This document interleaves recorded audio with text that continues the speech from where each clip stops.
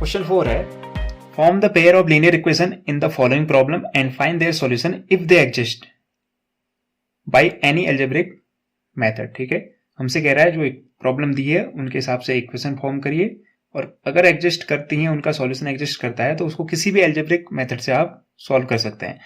ये मेरी चॉइस है कि मैं कौन सी मेथड यूज कर रहा हूँ।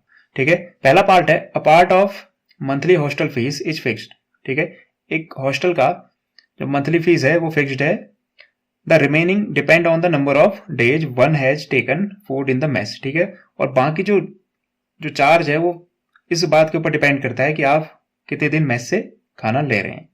ठीक है, when a student A takes food for 20 days, A has to pay 1000 rupees as a hostel charge। ठीक है, एक स्टूडेंट ए है, उसने कितने दिन खाना खाया मेस से 20 डेज, तो उसने हॉस्टल चार्ज दिया 1000 रुपीज। इस 1000 रुपीज में एक्चुअल में क्या होगा, जो उसका हॉस्टल का फिक्स चार्ज है वो भी ऐड है, साथ ही साथ उसने जो 20 डेज खाना खाया वो भी ऐड है। ये टोटल चार्ज है। ठीक है, ऐसे स्टूडेंट बी ने क्या किया, 26 डेज अगर खाना खाया तो उसने जो टोटल चार्ज दिया वो दिया 1180 रुपीज। तो इसमें भी 1180 रुपीज में एक तो हॉस्टल का जो फिक्स चार्ज है जो बढ़ नहीं रहा है, ठीक है, वो फिक्स्ड है, साथ साथ जो 26 डेज का उसका जो खाने का चार्ज होता है वो भी ऐड हुआ, तो टोटल चार्ज बना 1180। तो अब हमसे पूछ रहा है find the fixed charge and the cost of food per day. Per day का कॉस्ट जो है फूड का वो भी पता करें और जो फिक्स्ड चार्ज है वो भी पता करें। तो हम दो जो चीजें हमसे पूछी गई हैं उसी को क्या कर लेते हैं, लेट कर लेते हैं। लेट द फिक्स्ड चार्ज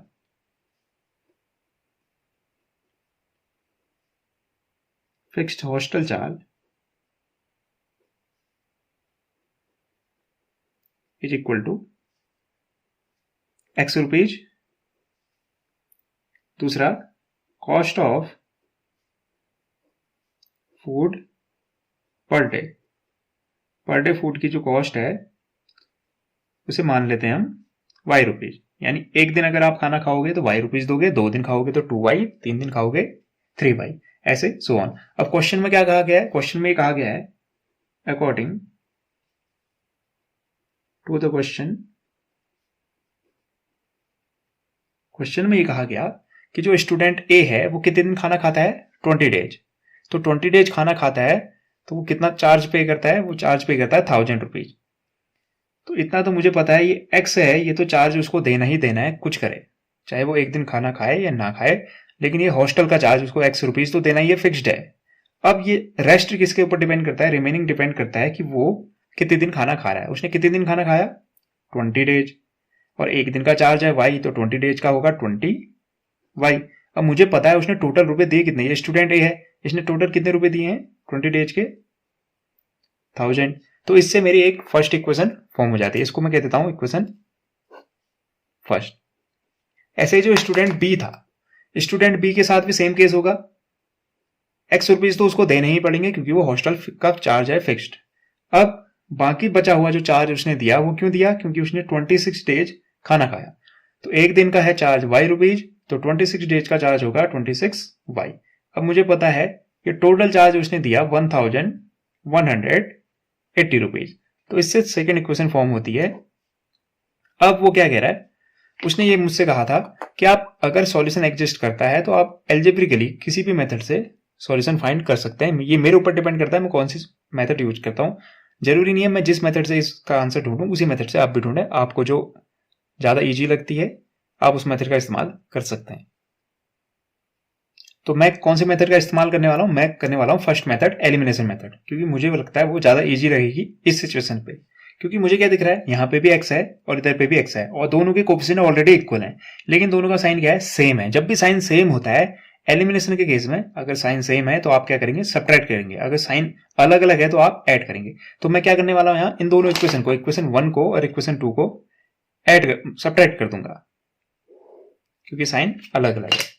तो साइन जब मैं सब्ट्रैक्ट करूंगा तो ये साइन चेंज होके नेगेटिव बन जाएगा, ये भी नेगेटिव और ये भी नेगेटिव। नेगेटिव बनने पे ये प्लस एक्स है और ये माइनस एक्स है, तो ये हो जाएगा कैंसिल आउट।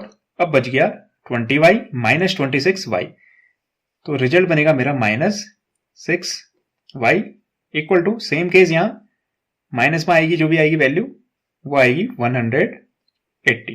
तो माइनस से माइनस कैंसिल आउट हो जाएगा, y की वैल्यू आएगी 6y की वैल्यू बन जाएगी 180। तो यहां से y मुझे मिलेगा 180 डिवाइडेड बाई 6 क्यों डिवाइड में गया? क्योंकि 6 और y के बीच में कोई साइन नहीं है। जब भी कोई साइन नहीं होता है इसका मतलब मल्टीप्लाई है, और मल्टीप्लाई है तो वो इक्वल की दूसरी साइड जाके बन जाएगा डिवाइड। तो यहां से रिजल्ट मिलता है मुझे 6 3 जा 18, यानी रिजल्ट मिलेगा मुझे y की वैल्यू 30। और y मैंने क्या माना था? y मैंने माना था फूड पर डे, यानी एक डे का जो फूड चार्ज है वो है 30 रुपीज। तो इसको बॉक्स पे पुट कर लेते हैं।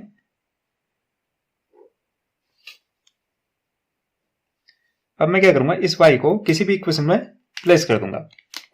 वो आपके ऊपर डिपेंड करता है आप कहां रखना चाहें। फर्स्ट इक्वेशन पर रखने पे हमारे लिए कैलकुलेशन पार्ट इजी रहेगा, क्योंकि यहां 26 से मल्टीप्लाई करना पड़ेगा, थोड़ा टफ हो सकता है। तो फर्स्ट इक्वेशन पर रख लेते हैं, पुटिंग y इक्वल टू 30 किसमें? In equation first. तो क्या रिजल्ट मिलेगा मुझे? x अपनी जगह पे, प्लस अपनी जगह पे, 20 भी अपनी जगह पे, y की जगह मैंने रख दिया 30, क्योंकि y और 20 के बीच में कोई साइन नहीं है, इसका मतलब मल्टीप्लाई है। और इधर रिजल्ट आ रहा है मेरा 1000। तो ये बनेगा x प्लस 3 2 जा 6, और ये बन जाएंगे 600 इक्वल टू 1000। यहां से रिजल्ट बनेगा मेरा x इक्वल टू, ये 600 वहां जाके बन जाएगा माइनस, x इक्वल टू क्या लिख दूंगा मैं? 1000 सब्ट्रैक्शन 600। तो x की रिजल्ट मुझे मिल जाएगी 400। तो 400 मुझे किसकी वैल्यू मिली? हॉस्टल चार्ज, क्योंकि क्या है x की वैल्यू है, तो वो क्या था? हॉस्टल चार्ज था। तो यहां से मुझे दोनों वैल्यू मिल गई जो पूछी गई थी कि हॉस्टल चार्ज कितना है, फिक्स चार्ज, और जो मेस में पर डे जो फूड का चार्ज है वो कितना है। तो आप इसको लिख सकते हैं, hence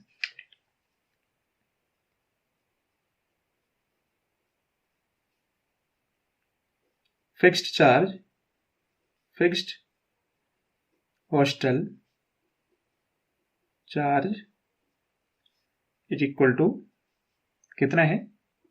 400 rupees, and food cost of food per day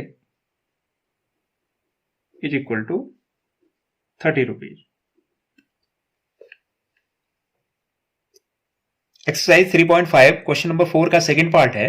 a fraction become 1/3 when 1 is subtracted from the numerator and it become 1/4 when 8 is added to its denominator. Find the fraction. जो पूछा गया है उसी को एज्यूम कर लेते हैं। Let the fraction will be x upon y, x will be numerator and y will be denominator. Let the fraction is equal to x upon y. तो न्यूमरेटर क्या हो जाएगा? न्यूमरेटर मेरा x, डिनोमिनेटर मेरा y। अब सीधे सीधे जो क्वेश्चन में कहा गया है उसके अकॉर्डिंग सॉल्व कर लेते हैं। अकॉर्डिंग टू द क्वेश्चन में क्या कहा गया? अ फ्रैक्शन बिकम 1/3। फ्रैक्शन कितना बन जाता है? 1/3 बना दिया भैया। 1/3 कब बनता है? When 1 is subtracted। ठीक है, ये था मेरा फ्रैक्शन, ये बन गया 1/3 कब? जब 1 सब्ट्रैक्ट किया गया कहां से? न्यूमरेटर से। न्यूमरेटर है x, तो इसमें से 1 सब्ट्रैक्ट कर लेते हैं, एंड इट बिकम 1/4। ये सेकेंड इक्वेशन फॉर्म करेगा, तो पहली इक्वेशन इससे फॉर्म होगी। तो इसको सॉल्व कर लेते हैं। देखिए ये अपॉन 3 है, इधर जाएगा पूरे टर्म के साथ x - 1 के साथ मल्टीप्लाई हो जाएगा, तो ये बनेगा 3x - 1 इक्वल टू, ये y इधर जाके मल्टीप्लाई हो जाएगा, y बन जाएगा। इसको और बेहतर तरीके से लिखें तो ये बनेगा 3x - 3 इक्वल टू y। और इसको अगर अच्छे से लिख लें, रीअरेंज कर लें, तो ये बनेगा 3x, ये y इधर आके बन जाएगा -y, और अगर आप चाहें तो -3 को भेज दें उधर, तो ताकि वो बन जाए +3। इसको कह देते हैं इक्वेशन फर्स्ट। ऐसे ही जो सिचुएशन थी सेकेंड,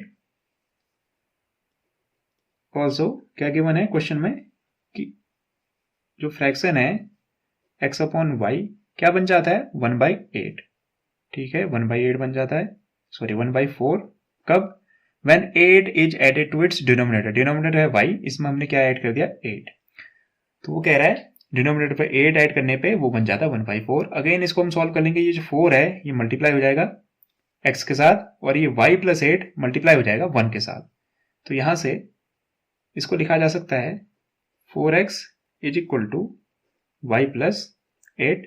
अगेन इसको अगर मैं सिंप्लीफाई करूं तो ये बनेगा 4x माइनस वाई और प्लस 8 इधर ही रहने देते हैं, ये आ गई मेरी सेकेंड इक्वेशन। अब क्योंकि ये आपके ऊपर डिपेंड कर रहा है कि आप कौन से एल्जेब्रिक मेथड का इस्तेमाल करके इनका सॉल्यूशन फाइंड करें, तो जरूरी नहीं है मैं जिस वैल्यू मेथड का इस्तेमाल करूं उसी मेथड का इस्तेमाल आप भी करें। मुझे जो इजी लगेगी मैं उसका इस्तेमाल करूंगा, आप चाहें तो किसी और मेथड का इस्तेमाल कर सकते हैं जो आपको ज्यादा इजी लगती है। तो यहाँ पे मुझे क्या दिख रहा है, मुझे ये दिख रहा है पहले इक्वेशन है 3x minus y equal to 3, दूसरी इक्वेशन है 4x minus y equal to 8। Y वाला पार्ट ऑलरेडी सेम है, कोफिशिएंट भी सेम है, साइन भी सेम है। साइन सेम है इस वजह से मुझे क्या करना पड़ेगा, इसको सब्ट्रैक्ट करना पड़ेगा। अगर साइन अलग अलग होता तो मैं इक्वेशन 1 और इक्वेशन 2 को ऐड कर देता, फिलहाल मुझे इक्वेशन 2 और इक्वेशन 1 को क्या करना पड़ेगा, सब्ट्रैक्ट करना पड़ेगा, क्योंकि सब्ट्रैक्ट सेकेंड पार्ट में हायर नंबर है इसलिए मैं सेकेंड में से फर्स्ट वाली इक्वेशन को सब्ट्रैक्ट करूंगा। सब्ट्रैक्टिंग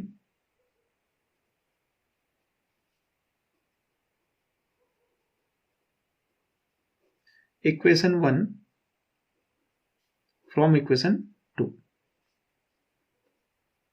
इक्वेशन 1 में से इक्वेशन 2 सब्ट्रैक्ट करने पे हमें क्या मिलता है, वी गेट, ये है आपका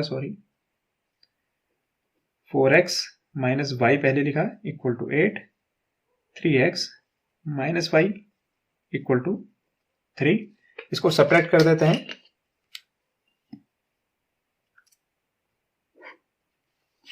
सब्ट्रैक्ट करने पे ये साइन हो जाएगा नेगेटिव, ये नेगेटिव बन जाएगा पॉजिटिव और ये बन जाएगा नेगेटिव। ये माइनस वाई और ये प्लस वाई एक दूसरे को कर देंगे कैंसिल आउट। यहाँ पे 4x में से 3x माइनस होगा, रिजल्ट बनेगा x इक्वल की जगह इक्वल 8 में से 3 माइनस करेंगे, रिजल्ट आएगा 5। तो हमें सीधे सीधे x की वैल्यू मिल गई, इसको हम बॉक्स में रख देते हैं ताकि देखने वालों को इस आंसर इजीली मिल जाए। अब मुझे क्योंकि x मिल चुका है तो मैं y भी फाइंड कर सकता हूं।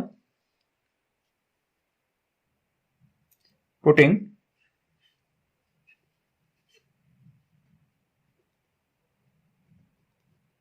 x इक्वल टू 5, अभी आपके ऊपर डिपेंड करता है आप कौन सी इक्वेशन पे रखना चाहें। इन इक्वेशन किस पे इजी रहेगा, दोनों सेम है, ज्यादा कोई खास फर्क नहीं पड़ने वाला है, फर्स्ट पे ही रख देते हैं।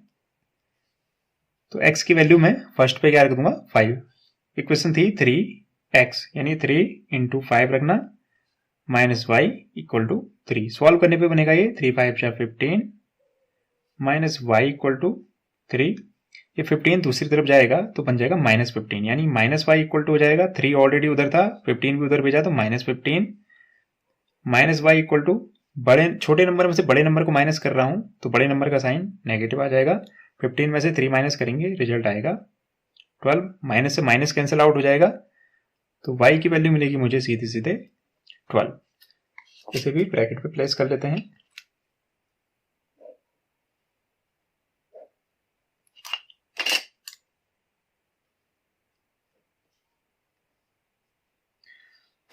तो ये x की वैल्यू है, ये y की वैल्यू है, लेकिन फ्रैक्शन क्या था x बाई y, देयरफॉर मैं सीधे सीधे लिख सकता हूं कि फ्रैक्शन क्या होगा, हेंस द रिक्वायर्ड फ्रैक्शन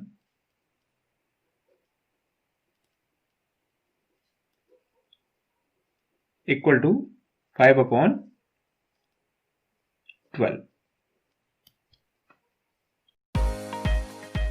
उम्मीद करता हूं आपको ये एक्सप्लेनेशन पसंद आया होगा और समझ भी आया होगा। Thank you and have a nice day.